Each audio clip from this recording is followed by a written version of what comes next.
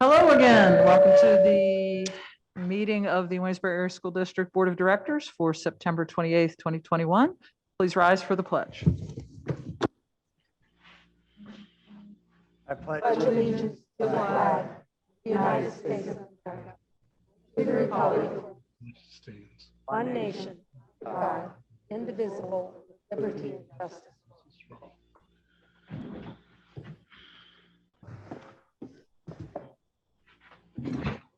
Okay. Do we have Mr. Wangert somehow on anything? Hi, I'm here. there he is. Can you hear me? Oh, okay. There he is. All right, great. Okay, let's do a roll call anyway. Ms. Kuzer, please. I don't think he heard you. Roll call, Mr. Wangert. Oh, I am present. Sorry, I did not hear Ms. Kuzer. Here. Here. Here. Dr. Roy. Here. Right? Here. Here. Here. Here. Okay, Dr. Klein says there's no additions or changes to the agenda. Do we have a motion to approve? Move to approve. Second. All those in favor, please say aye. Aye. Any opposed? Okay, on to the minutes. Do we have a motion to approve the minutes from our last meeting? Second. Any questions or comments about the minutes? All those in favor, please say aye. Aye. Any opposed? Thank you. I would like to abstain on the basis that I was not at last meeting. Thank you, Mr. Wangert. And now on to the superintendent report, Dr. Klein. All right, I want to give you an update where our cases are for the last 2 weeks. Actually, our cases have been improving as far as going down in number. Up to this point here at the high school, the last 2 weeks, last 14 days, we are at 10 cases, which would be 9 students, 1 adult. Middle school, 8 students, 1 adult. Fairview Avenue, 2 students, no adults. Maury, 3 students, no adults. Summit View, no students, 1 adult. And Hooverville, 3 students and no adults. And Clayton Avenue, we have none at this time. And the good news is yesterday we had 4 total cases, none at the high school. And today we've only had 1 case and it was at the high school. So we're seeing a decline. And so that brings me then to the next part. As you know, our grace period ends on October 11th. On October 12th, unless the legislators or the court system changes it right now as per our plan, that we will have to go back to requiring masks. And at that point, our plan right now is to encourage our parents that do not want to have those masks. They have the form filled out that we have out there. They get that form in before that time, that child will be excused from wearing a mask. If they don't, we will have to call home and have that child picked up. So I'm putting that out there now so we know at least till the 11th, October 11th. That is the last day. And actually we're off school that day. It would start on October 12th, I believe it is. So that is where we're at. We've been given every indication that, we don't have much more that we can do. We have been pretty lenient compared to many districts and been very patient to give some time. And I know I'd asked Representative Schemmel to come this evening to give his perspective of what, we know we can do or what we can't do. And I don't know, Representative Schemmel, if you can share any of that with us. Sure. Thank you, Dr. Klein. Thank you for the invitation. So I will say that Waynesboro School District, I think, contacted me immediately when the Secretary of Health's order came down and asked where they thought that was going and what they thought the legislature would do. And I've had regular conversations with Dr. Klein sort of keeping him informed as he wants to be informed so that he can properly inform the board. So Waynesboro, to my knowledge, is the most permissive school district, certainly I think in the county, most permissive I know of in terms of phasing in the secretary's order. The secretary made that order, and I know this is information you already know, but under the state's Disease Prevention and Control Act, which is distinct from what the governor did last year. The last year, the governor placed mandates on masks and closed businesses under an emergency declaration. And as you well know, those of you that vote last year, we had a referendum that would make all of those orders under emergency declarations of the governor subject to legislative approval. That is why when this new order came forward from the Department of Health, it came under the Disease Prevention and Control Act, not under an emergency declaration. It is being challenged in court by school districts and parents. There are several cases. They've been submitted directly, filed directly with the state's Commonwealth Court, which is its interim or middle level court. That's where those cases begin. Some of those litigants are some of my fellow legislators in the House, Senate. I know them well. I get sort of regular updates. But the court system is not a quick acting body. And if we look at these cases similar to the way cases last year with regard to shutting down businesses and other entities, the Commonwealth Court struck down those orders from the state.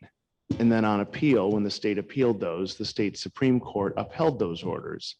I'm a lawyer. I think that the state Supreme Court, I think these cases now will probably follow a similar path where the Commonwealth Court will agree with those who are challenging the secretary's order.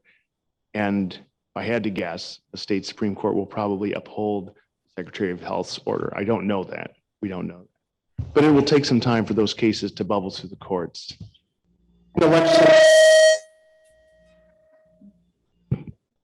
In the legislature, the House and the Senate has also been working on legislation.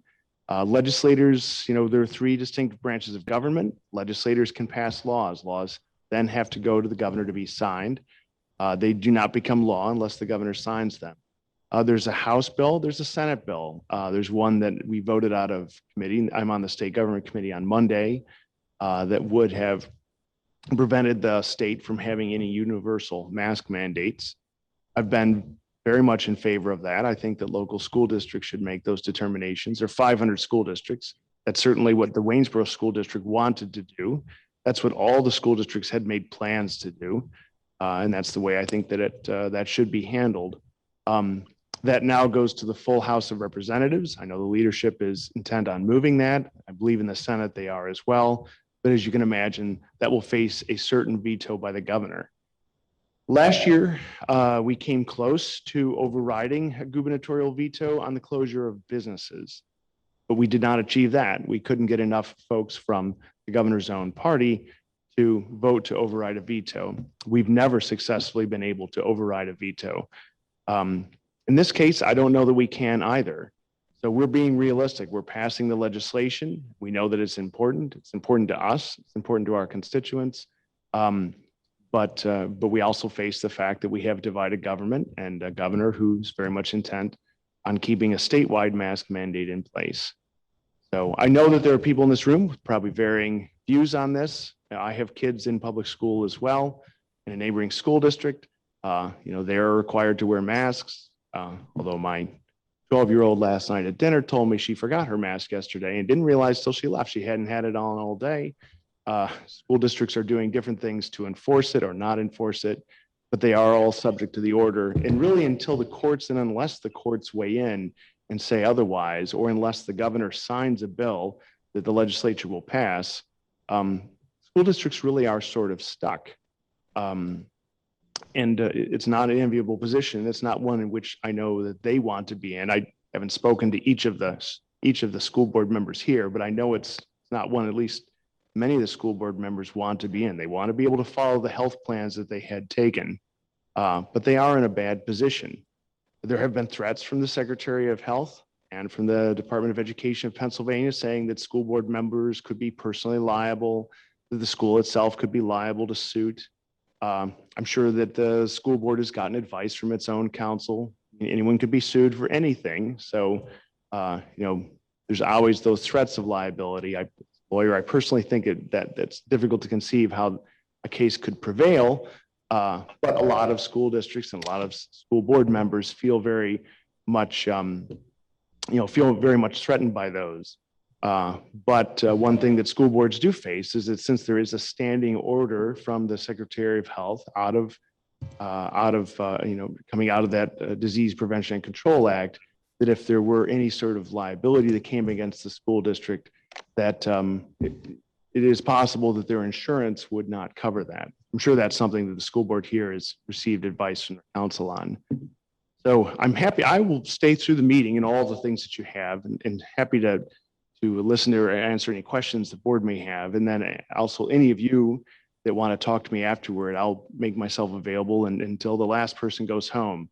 I've been very open about the fact that I think local school boards are the most competent place. I don't think we in Waynesboro should have to wait until Scranton has 0 cases before our children can go without masks.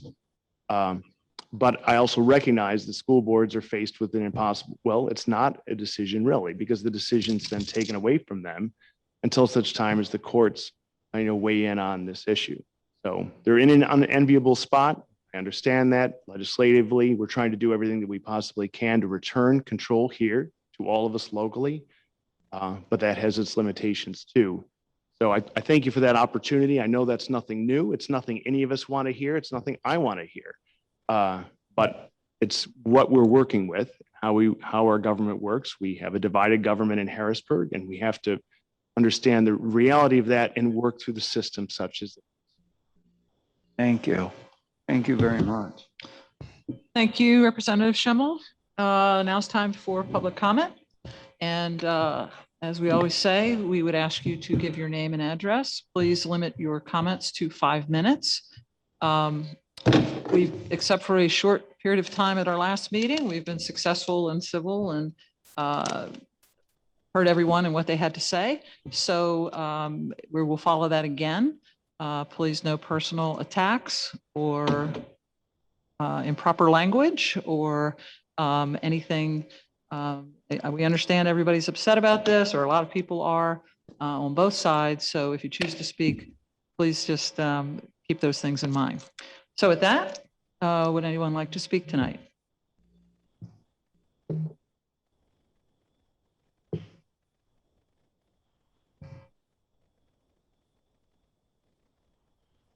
Good evening, everyone. I'm Rebecca Sanders, 214 North Potomac Street here in Waynesboro. I want to start out by thanking you all for extending the grace period for the mask mandate after the meeting last time. That was really nice to hear. We are still pretty fed up with these small amounts of time that we have to live within to determine what we're going to do as far as our children's education, because we're not going to mask our kids. So we need to know what's going on going forward. As Mr. Schimmel said about the cases that have come before the Commonwealth, we don't know that anything is going to happen there. I definitely don't have faith that they won't delay again. And we're not going to put our faith in that. So we have sought legal counsel to advise us as to how we should proceed. And I guess I'm just going to let you know what we've been advised, because we want to work as a team with you all. We've definitely expressed that in the past. And in that, I will say what we were advised to do. We are going to use the mask exemption form. The only concern with that form at this time, as it was edited to delete the medical requirement of a note from a doctor, that's great. But right now, the second bullet point that a parent must agree to, and I will read it, is the parent has to agree to the statement: I understand that the district must evaluate all available evidence to determine whether my child has a medical condition or disability that would entitle my child to the protection of Section 504 of the Rehabilitation Act of 1973. As such, upon request, I will provide the district with such documentation as requested. So for those of you that might not know what section 504 is, it allows a student to receive a plan of special education services if the student demonstrates that a physical or mental impairment puts a significant limitation on their performance at school. There are kids that need this type of support, and I hope these kids are likely already receiving it. But creating dozens more of these 504 plans as a means to unmask our children, it will take time, it will take effort, and it will take resources away from the children that truly deserve this plan. Not to mention the time taken from your staff, the team of specialists that have to implement these plans and specialized instruction. The board's exploitation of the 504 plan to serve as an obstacle for unmasking students is shameful. This statement on this form of the medical exemption request regarding the provision of a 504 plan was not derived from the Department of Health's mandate. If an exemption is not granted to a child whose parent refuses to agree with this statement, and this is what we were advised, it is considered denial of a medical exception or exemption, rather, it should be an exception. And that will be reportable to the Pennsylvania Human Relations Committee. So I understand you have legal counsel. Please alert them or your solicitor that they should be prepared to respond to dozens of these reports. It is also notable that it will cost thousands of dollars of school district money to do so. It would behoove all of us for this statement referring and referencing section 504 to be removed from the mask exemption request form immediately to avoid this altogether. And I appreciate everything that you stated here in the beginning, Mr. Shemrow, but there is not precedent that has been set to back up anything that you stated. There have been plenty of businesses that have challenged Governor Wolf, and none of them, they all succeeded. Department of Health, well, it wasn't Department of Health, but they all, the state revoked or removed all of the charges that were brought.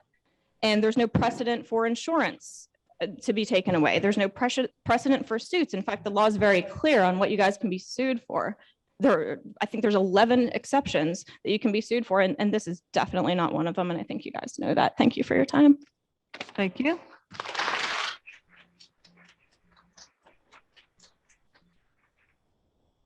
Anyone else care to speak tonight?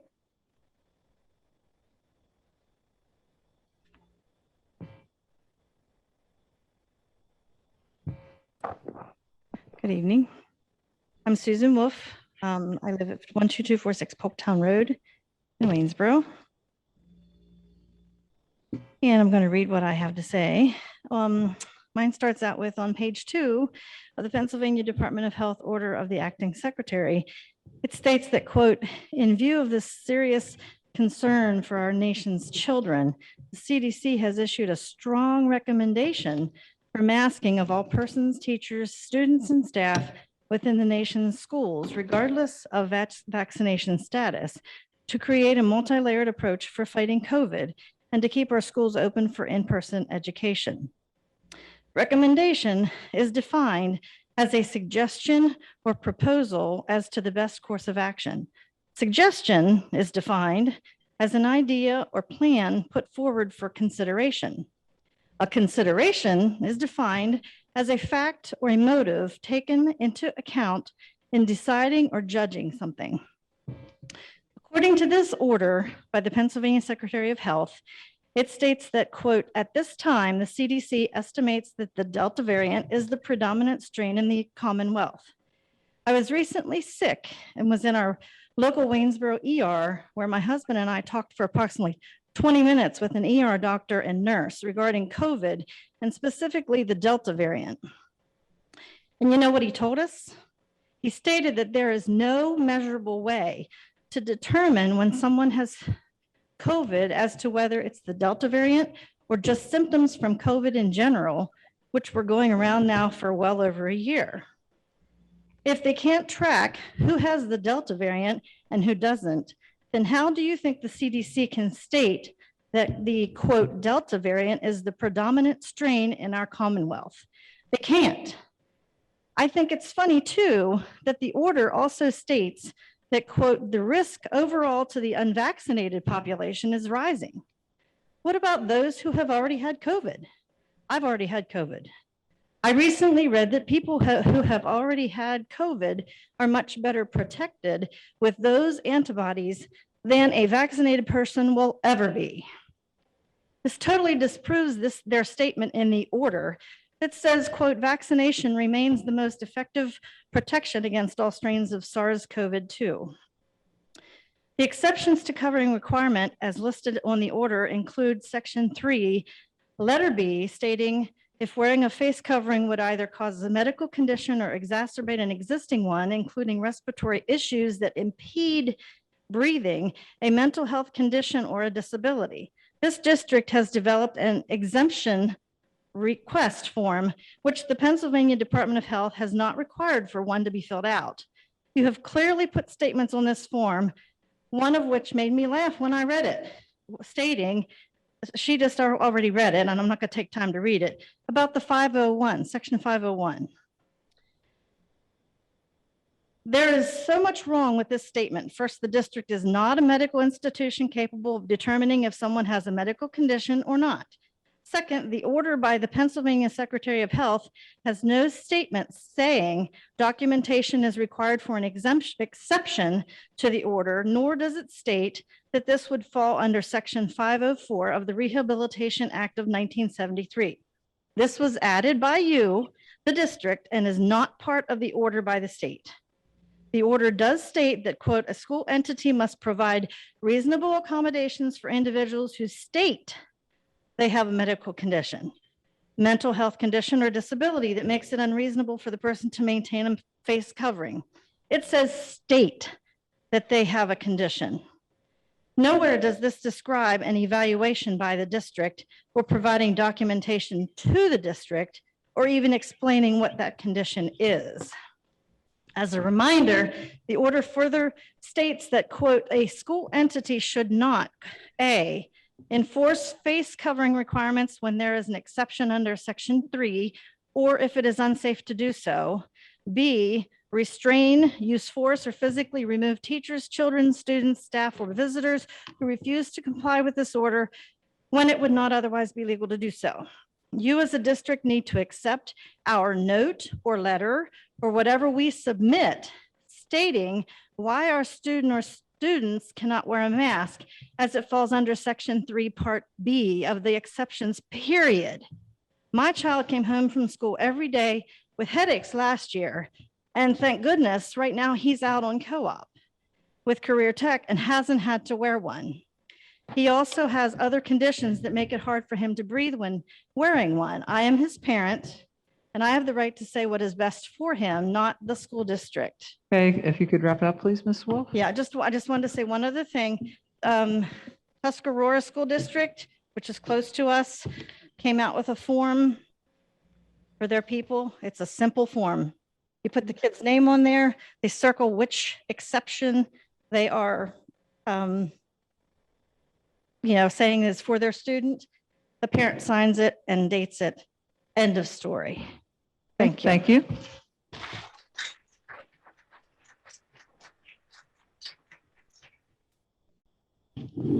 Anyone else tonight?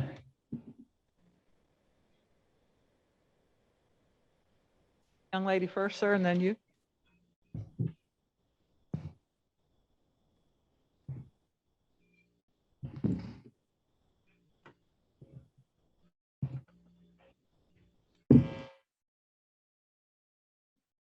Hi, my name is Heather Schillingberg. I live at 303 Reynolds Avenue in Mont Alto. And I want to back up what Ms. Wolf said about getting COVID versus the shot. It's just like when we were kids and our friend had the chicken pox, all of our moms wanted to run us over there real quick because we would get it and never have to deal with it again. I'm not saying that's the same thing with COVID, but you are better protected. I also work at a cemetery. So I've dealt with this COVID stuff the entire time that it's been going on. And I can tell you that I met with a couple, or actually, I'm sorry, the wife a couple of weeks ago. And she told me that she wore her mask everywhere she went. And so did her husband. Everywhere. They had people come over to their house. they wore them. And guess what? They both still got it. She lived, he didn't. So what is the point of the masks if you can still get COVID? They tell you not to touch things, yet there's pens out there that everybody has touched to sign our names to. And I see that 3 of our board members are not wearing their masks tonight. And if Mr. Schimmel was so worried about it himself, he'd be down here with one as well to show your support for it. So that's all that I'm going to say. You guys know how I feel because I was at the last board meeting. My kids will not wear a mask. I won't make them, and neither will you.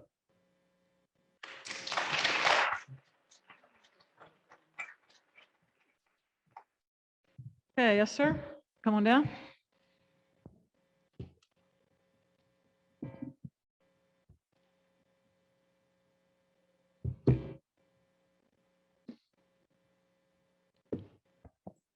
Yes, my name is Jim Meadows. I live at 11707 Woodley Drive here in Waynesboro. This is the 3rd time that I have come to the board regarding CRT. And respectfully, you have told me that school will not teach CRT. And I understand that, and I appreciate your honesty. However, the president of one of the largest teachers association, if not the largest, has said we will teach it anyway. Sir, I'm having very much difficulty understanding what you're saying. Could you please speak? It's into the microphone? Alabama, it's the Thank you. Alabama draw. But in coming to you the 2nd time, you told me that first time you told me you would study the proposition of cameras in the classroom.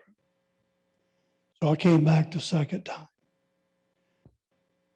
You told me that you didn't have opportunity to discuss it at that meeting.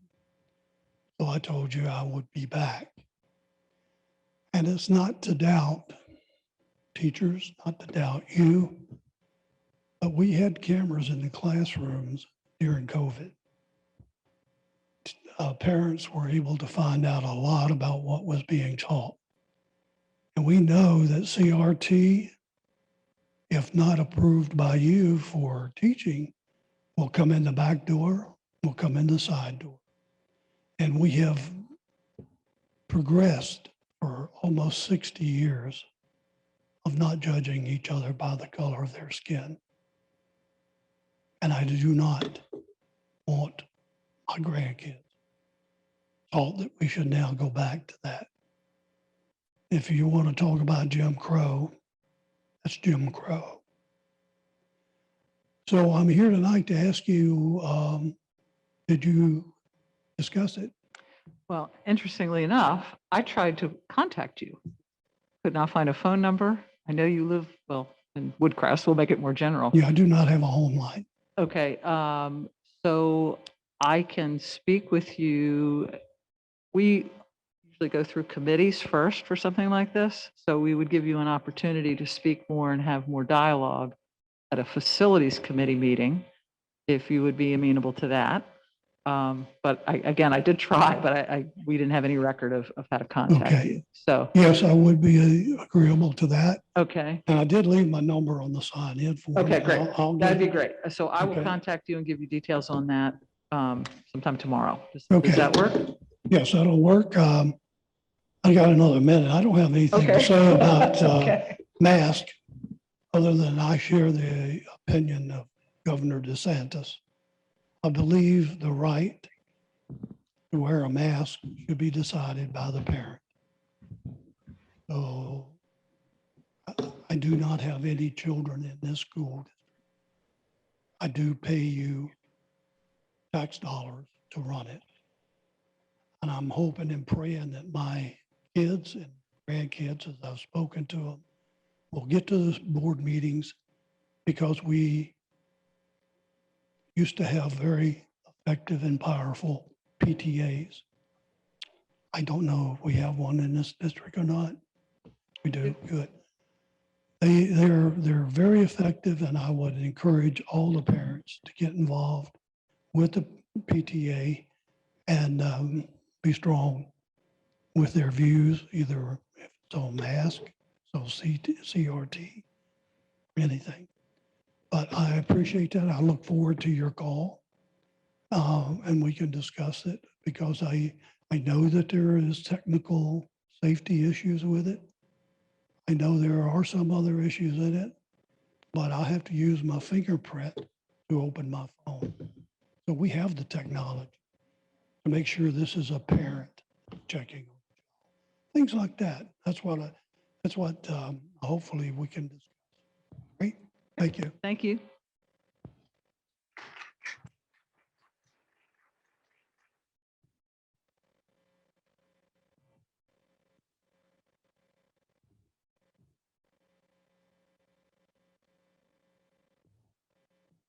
Hello, my name is America Brocious. I live at 13224 Delaware Circle in Waynesboro. I am coming to you because I want to make a couple of points. Number one, as elected officials, it is important to remember that you represent our community, the parents, the taxpayers, the grandparents. And recently, there have been some comments that have been made publicly or comments that have been made on social media. And I think it's very important for all of us to remember that we are always being watched and we are always going to be representing somebody. I'm representing my family. I'm representing the school district. I'm representing my children. And when I speak up here, I represent the community and different advocacy groups that I am involved with. I think it's important for elected officials to also remember that they are representing. And when there's name calling or comments being made off to the side, please remember that we all do make mistakes and we all do say things that sometimes we get stuck in a rut. But be aware that you are representing. So if there's a conflict of interest or if there's a name being called, it is important to also publicly apologize for your involvement with that. And the other question I have, I appreciate that there are people here that are for masks being optional. I appreciate Representative Schemmel being here. You're very good at getting back to people when they have emails and questions. My question tonight is, and maybe somebody can email me back about this. I noticed that 3 of our board members are not wearing masks, and I'm in support of that, and I don't have a problem with that. But it is a question for some of the employees who may feel that masks should be optional. I noticed that the students have the ability to have a parent submit a waiver form. I'm asking that the school district consider doing a waiver form for the students or for the employees. They don't have the luxury of being able to show up at a meeting and not having to wear a mask. They may choose to wear a mask, but some of them may choose not to wear a mask, and wearing them all day long in the classroom. We've all heard the statistics, we've all heard, but ultimately I am asking that the employees and the staff get the same options that the children have and that our board members have. Thank you.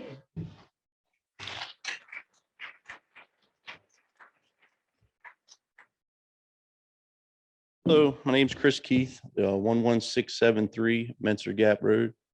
Seems to be a lot of this talks about liability. And I want to make a point that you're afraid of the liability that there's an outbreak. Well, there's a lot of times it's passed now. We see the cases aren't there. We know the masks don't work, but the liability I think you need to be addressing is the fact that there's other things, there's damage that can be done from these masks. Mentally, physically, respiratory, stuff like that. That I think should be a better concern of you as far as, the CYA and all this, we live in now.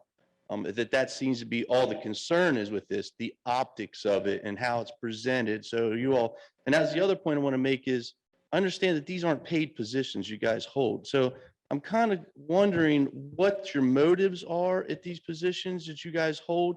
Is it the philanthropy or is it the power or what, kind of wondering, just think about that as you're, thinking about this mask mandate. And like the other lady explained about the exemptions that you're requiring is just absurd. Like I said, it's my kid, I know what's best for him. You got to just put this power in, and this is the power, this is the Commonwealth, this is the power of the people. Last I checked, we didn't have a dictator, and that goes all the way to the top. People need to assert their power, and I gave everybody an 18-page thing last week through a lawyer, and it kind of asserts that power and shows you what you do have. I want you to fall back, look at that, and really think about this. And other thing I wanted to ask is, my daughter's, I have one in middle school now, and she rides the bus here to the high school and has to walk to the middle school. I pay a lot of money in taxes, as what everybody in my family does. It doesn't make sense to me why my kid is getting dropped off at the high school and have to walk in the rain on some days and sit there cold. It just doesn't make sense to me. Well, we're paying all this money for busing, why they can't get to the middle school.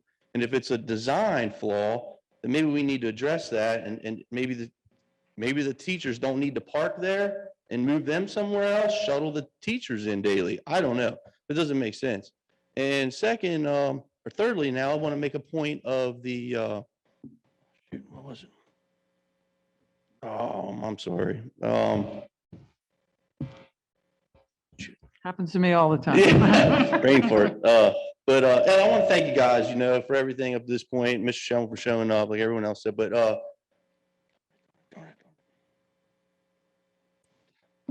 lost me. But there's a lot of money out here as far as COVID related, and we're worrying about instituting a device that there's a lot of evidence shows it doesn't work, but there are things that do. There's for instance, UV lights can be added to the ductwork systems. I think you said you had a lot of money left from COVID. You could get some estimates. It's something to even look at, possibly, get a company out here to take a gander, them things work a lot better. They use them in food facilities and whatnot to kill pathogens and viruses. But yet we're not utilizing these things. We're putting everything on a mass. It's just seems ridiculous. But I won't waste any more time on those. People want to have some good things to get out, and appreciate it. Thank you. As far as your transportation issue, you can call, we want to, we tell them call you or Missy? Okay, you can call Mr. Holtzman or Mrs. Baer. She's our transportation coordinator. That could at least explain to you the logic behind what we're doing. Okay. Hello, everyone. My name is Corinne Besecker. I'm at 31 Philadelphia Avenue here in Waynesboro. I've had some of you as teachers, principals. Kind of weird to sit here and speak to you guys. I'm used to you guys speaking to me all the time, whether I got in trouble or not. But I'm here for my children, and I'm also here for the school district's children. My daughter come home this week, and she always tells me about her days at school. There's these kids that they call emos. I don't know if any parent has heard of these kids called emos. I don't judge, but it's these kids that dress up in all black, fishnets, collars, walk each other down the hallway with dog collars and leashes, barking at other students, and we're worried about masks. I sit right up front here in the visitors parking every day. And the students I see coming out of this school and the way they are dressed, and we're worried about a useless thing on our face that does nothing. I mean, George Carlin and all of them said it 20 years ago. People are going to be scared of germs. People are going to get freaked out. The media has really done that to this country. But I praise you, school district. I praised you guys all last year for keeping us open and letting my kids get an education while all the other school districts were closed. So I praise you guys for that. And I very much appreciate that, because I couldn't ask for a better school district. But what happened now with this, with the masks, I feel like you guys gave up on our kids. And now us parents are fighting their battle. Because I've always taught my kids to look at every single one of you and respect you as they respect their parents. Because in other words, you guys are their parents 8 hours a day. I feel sorry for you, a lot of kids. But when I have my kids looking at me, telling me, Mom, I don't want to wear a mask. I don't like how it makes me feel. I don't like how I can't understand the teachers. I mean, you guys know it's not right. We all know it's not right. And honestly, you guys should stand up. Because when I was at this school district, that school district stood up. And we had a great school district. And you guys are still great. And I think you guys know you should fight against this. Everybody's threatening this country right now. We're all being threatened, especially our freedom. And I can only imagine what you guys go through every single day with the threats and everything else. But sometimes you have to stand up for what's right and what you believe in. And that's why I'm here and why I come to school board meetings, even though I never really showed up to school, unfortunately. But I am here for my kids. And I want you guys to fight for our kids. Mr. Klein, you've been around for ages. What are you saying? What are you saying, But Corinne? I'm saying, Mr. Klein, that where's the fire you guys used to have? You guys know what I'm talking about. A lot of you guys know what I'm talking about. Start using that fire and stand up for our children. Don't let them be scared to come to you guys. Because some kids are scared because you guys are telling them, oh, well, you need to wear your mask when there's many other things in this school that need to be addressed. Especially this little TikTok thing, stealing things out of the bathrooms. We have cameras everywhere. I mean, I could probably come in for you for free. I'll check them out for you. I watch enough crime shows. But something needs to be done, you guys. Stand up.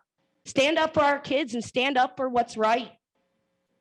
Because you will continuously see our happy faces at every school board meeting. So make sure you do the right thing. Stand up, because you guys are giving these kids these exemptions and keep pushing it back. You know, when they can turn these forms in, what's the point even wearing the mask then? That's all I have to say. And you guys, you know, stand up and do what's right. And I'd like to tell you, Mrs. Royer, unfortunately, I got locked out of the last meeting. I was a little frustrated. But I heard you stood up for us parents. And I want to tell you personally, thank you. Thank you. Thank you. Maybe you guys can take a cue from Dr. Royer. Thank you, guys. Thank you.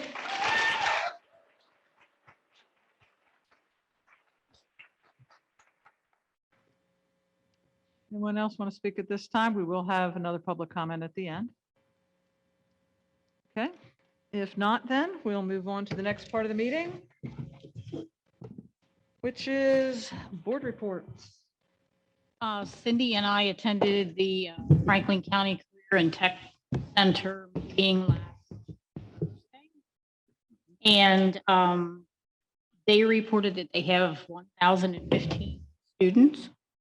Their collective bargaining agreement is we voted on and it passed. And they also gave their support staff a $2 increase. Anybody else? Other committees? Sarah, we met. Would we be able to, I apologize, I didn't think it sooner. Would we be able to maybe look at some academic meeting to, how we're doing with enrollments at the OTEC compared to, you know, last year and other years? Sure. I really kind of, I guess with last year, lost track of, you know, how we're doing with the number of students that we're sending. Okay, yeah, that's a good. Thank you. Hey, Ms. Sullivan? Yes, so we met last week, policy. We have for first reading, 824 and 903. And we have for second reading, 805, 252 and 218.1. Some were just minor track changes. We had a lot of discussion. We also discussed 237, the phone policy. Thank you to all the administration that was there and helped. I think we're on track now, caught up, about caught up, okay. So we'll meet the end of October. Okay. Anybody else? Our academic meeting will be tomorrow morning at 10. Like to come to that. That will be, of course, over at Clayton. Mr. Wangert, you want me to tell them about facilities? You want to take that? We did have to postpone our last facilities meeting, and I believe it is being scheduled for this coming Monday at 6:30 at Clayton. Hey, you're breaking up, so I'll clarify that it's going to be Monday, the 4th at 6:30. Yeah, okay. Okay, anyone else? Okay. Next item is our board rep report. Ms. Cox. Hi, everyone. This is my first present at the meeting, but just You know what we usually do? You may or may not like this. We usually have you go up to the podium. oh yeah, Okay. do that. Especially with this configuration, it's kind of hard for everybody to see.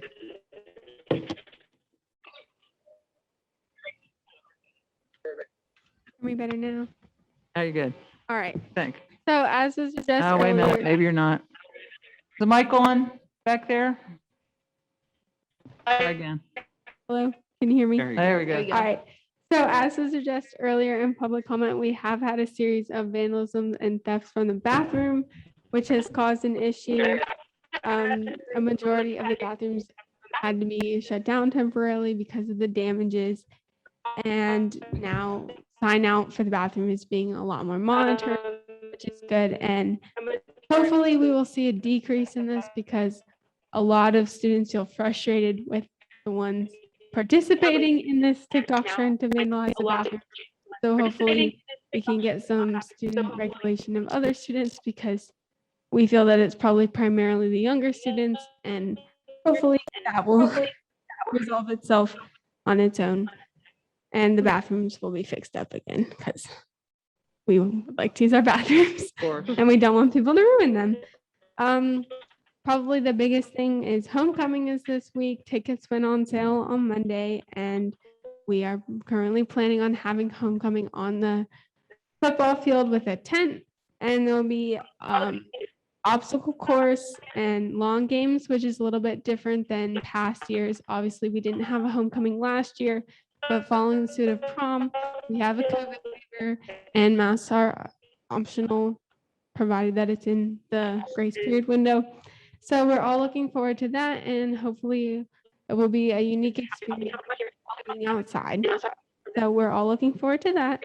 We have 5 excellent ladies representing our nominations, so we're all very excited for them. And the homecoming parade is Friday at 5:30 for everyone who wants to come attend. And then not a lot else, just the NHS is meeting tomorrow to discuss the elementary school track meet that we're all looking forward to on October 11th. All of our student population is very excited for that, as it's a way to get to know the younger students in our district and kind of involve everyone at every level. So that's where we're at right now. Now, have you ever participated in that event before, the track meet? Yes, Okay. as a student. It was as an started elementary by student. Christian Daniels way back when, over 10 years ago. Super well attended, which I assume it is again this year. Yes. Okay, and for people that don't know, it's just a track meet for the elementary schools to participate in. Very fun day. Hopefully we'll have good weather, which I think we've had except for maybe 1 year. And anybody can come out and watch. So that's a cool thing. So what time does that start? Do you know? I'm not positive. Okay. Anybody know? What was the question? When does the I track think meet it's start? 9 to 1. For 9 to 9 to 1? 1. Okay, 9 to 1. Thank you very much. Okay, moving on. First item is a student waiver. Dr. Sternheim. Thank you, Mrs. Harold. The recommendation is to approve the student waiver as discussed in executive session prior to the meeting. Move to approve. Second. Any questions? All those in favor, please say aye. Aye. Any opposed? Okay, next item, personnel, Dr. Sternheim. Thank you, Mrs. Harold. Within the board docs, you have a series of personnel items. We have resignation of professional staff, resignation of support staff, changes in professional long-term sub-staff, transfer of support staff, changes of hours, appointment of coaching staff, appointment of game personnel, appointment of substitute and miscellaneous support staff. Continuing then on the next page, we have additional resignations, appointments of support staff, appointments of coaching staff, appointments of substitute staff. We also have 2 requests for child rearing leave. And then within the professional staff, we have the recommendation of a learning support special education teacher at the senior high school, as well as a biology teacher at the senior high school. Recommendation is to approve as listed. Motion, So moved. Second. questions? All those in favor, please say aye. Aye. Any opposed? Okay, bus Thank you. drivers, Mr. Holtzman. Thank you. We have for your discussion and action, 3 bus drivers, 2 bus drivers actually, and 1 district employee. They've met the requirements for both insurance and background checks. And we're asking for your approval. Motion, Second. questions? All those in favor, please say aye. Any opposed? Okay. Next is a job description. Is that Dr. Sternheim? No, that's Mr. Holtzman. Thank you. Oh, yeah. Sure. No, that's right. Due to one of our principals taking over this responsibility for a few days and helping us out at one of our buildings, they came back through and were reviewing the job description and noticed that there were some areas that we probably needed to improve upon. And those areas are highlighted in there. And we just didn't really have anything in there that referenced the fact that you have to hold signs up and you don't have to hold your hands out. So we updated the job description. We reviewed with HR and our HR consultant, and we're asking to review and approve. Okay. Motion, Move to approve. second. Questions for Mr. Holtzman? All those in favor, please say aye. Any- Thank you. Thank you. On to adult education. You have that. Sure. So I Sure. think that's Dr. Sternheim. but I'm Sure. sorry. So the agreement is essentially for our GED program that we partnership with the IU. So the recommendation is to approve the contract as listed, or agreement, I should say. Okay, motion, So moved. questions? All those in favor, please say aye. Aye. Any opposed? Right. Emergency and virtual days, Dr. Kwong. Okay. What we are asking for the board to approve is that if for any reason the state would shut us down for a number of cases, as I said earlier, I think well, hopefully we peak with number of cases for the year. And if we have, we shouldn't need these. But if the state health department would find it where they would to close us down, we just want to be backed up and be able to go virtually on that spot to be able to continue education. If we need to. We're hoping we're not going to need it. So, Okay, yeah, so, we'll plan. We have a motion. yeah, I was gonna say, approving this. Yeah, we're asking for that to be approved. Okay, motion. Did you? Sorry, did you want to make the motion? Yeah, there's just not anything listed here. Right, that's what I. Can There somebody should be a like, form there. No, there's The nothing on form's here. not- No, Okay, nothing. we'll If you- make sure, yeah, the form, basically all it does is that the board agrees that in order for the state to approve them, the form that we have to hand in, the board has to approve, and we have to show the minutes, and then that goes to the state, and then they'll approve those days, hopefully. so we're basically voting that if we would be forced to close in any building, those students would go virtual We can go virtual. and that those days would count as Yes, school days. towards our 180 and towards our hours. Yes, it seems silly because we went through this all last year and didn't have to do that, but the state has required it this year of us, which seems silly to me, but we're following through just in case. So is this something that we can do this and they can say no? Or is this just a formality that we have to do this? I'm not aware of them saying no to anyone, but that's a good question. I don't know. I'll move to approve. Second. Okay, I was going to say, without the form, we might have people who delay it till they can see it, but we're all good with it. That's fine too. Okay, so we have a motion and we have a second. Questions? Okay, all those in favor, please say aye. Aye. Any opposed? Okay, policies. Yeah, I'll take those, yeah. Yeah, again, as Mrs. Sullivan had mentioned, we have for first reading, so there's not a whole lot here, but if you have changes you want to make, you certainly can make those recommendations and then go back to the policy committee to make those changes. 824, maintaining professional adult student boundaries. That was a recommendation of our solicitor. And it's been through the mill, I would say, many times. Through the association, through different teachers, through our administrators, board members. There's been a lot of input on that particular policy. The second one, 903, is just an update that PSBA sent out for public participation in board meetings. Okay, and this is the first reading on these, so if anybody has any issues or questions, can bring that up to policy before we vote. Move to approve first reading and second reading? No, they'll need 30 days between the first and the second. So you mean, you're asking? Oh, you mean both? Did you mean both in the same? Oh, you mean both of them? Oh, yeah, and I can give you an idea before you do that. What we have there, the 805 for the second reading, emergency preparedness and response. 252 is dating violence, and 218.1 is weapons. So those three are the ones that have come back for a second reading. So, Okay. so you're saying you want to take both the first and the second groups? I was going to, Yeah, but I sure. don't want to. I would prefer not to. Okay. Okay, can we just do those separate, Sure. everybody? All right, so let's go for the first one, which is 824 and 903. All those in favor, or no, I'm sorry, we had the motion, right? We had the motion for first reading. Yes? Okay, do we have a second for that? Second. Thank you. All those in, or do we have any questions? Sorry. Okay, all those in favor of accepting the policies under the first reading, please say aye. Aye. Any opposed? Okay, now for the second ones, which Dr. Klein went through. We have a motion to approve. Move to approve. Second. Okay, any questions on those three policies? Okay, if not, all those in favor, please say aye. Aye. Any opposed? Okay, And thank you. if I may just comment, as many of our committees, all of our committees, I appreciate the time the board has put in because you guys put hours into this work and I appreciate it. And I know all you have not gotten a raise since you started because you don't make a whole lot of money on this. As a matter of fact, you make nothing. But I appreciate the fact that you put those hours in doing this because it makes us much more effective. So thank you. Okay, thank you.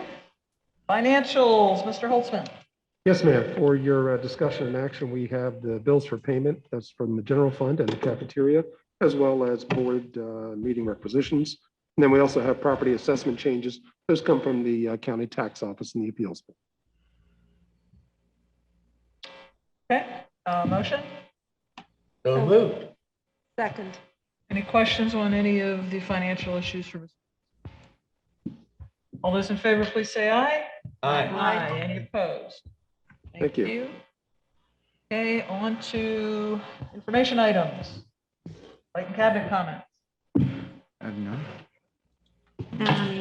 They're just celebrating homecoming, and I think our student representative did a nice job explaining the activity. So looking forward to this weekend. On to anybody else? I'm sorry. Anybody else, Clayton? I know Representative Schimmel's going to be here the rest of the meeting, but I want to thank him again for coming down. We really appreciate you being here. On to board member comments. And actually, I would like to second that, Okay. Dr. Klein. Thank you very much, Representative Schimmel. It's been an honor that you could take your time to do this. Also, I would like to continue to thank you for your positive comments that you made about our in-person schooling last year. Thank you so much for those comments because they meant so much to our school district. I commend you for that. Thank you. Anybody else want to make a comment to that? No? Okay. Okay, if not, time for the second public comment. Would anyone like to speak on any issue just talked about or anything related to schools? Okay. If not, then we will be adjourning. We will go to we had executive session before the meeting today to talk about legal issues and student issues, legal issues. And we'll have a very short executive session on other legal issues. But we will not be coming back. So do we have a motion to adjourn? I so move. Second. All those in favor, please say aye. Aye. Okay, meeting's adjourned. Thank you, everyone.